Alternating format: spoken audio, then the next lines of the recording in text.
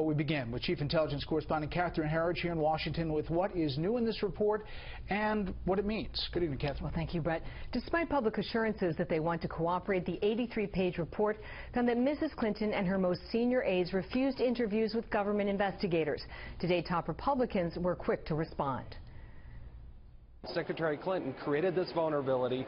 Her statements on it thus far appear, at least on the surface at the beginning, to be untrue, and she needs to come clean. The report found that no one approved Clinton's unsecured personal server for State Department business. A year into Mrs. Clinton's tenure as secretary, when two IT staffers voiced concerns about her email practices and security, they were told, quote, never to speak of the secretary's personal email system again. And another email exchange about getting Clinton a government account shows she was concerned her personal communications would be accessible. Like so many of the findings, it conflicts with Clinton's public assurances. I fully complied with every rule that I was governed by. I did not email any classified material to anyone on my email. There is no classified material. But more than 2,100 classified emails were identified, though the Clinton team argues they were upgraded after the fact.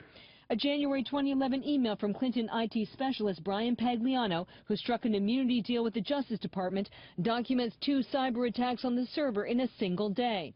We were attacked again, Pagliano wrote, so I shut the server down for a few min.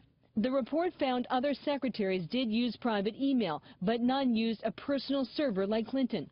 At the briefing, the State Department spokesman blamed long-standing problems and not Clinton's judgment. It was not encouraged to use personal email, but it was not prohibited. We, like many federal agencies, were not doing enough to meet the requirements of records management and preservation. I think we've acknowledged that. In a Virginia court, the Romanian hacker known as Guccifer, who first exposed Clinton's personal email, cut a deal. He faces no more than 7 years, and in return, he promises to fully cooperate at any grand jury's trials or other proceedings. It's not every day that the United States reaches into a Romanian jail to extradite an individual to charge him with computer crimes in the United States before he's even finished serving his sentence in Romania. So clearly the prosecutors viewed this person as important. The report found that Clinton never demonstrated that her server and personal devices met the minimum government security standards.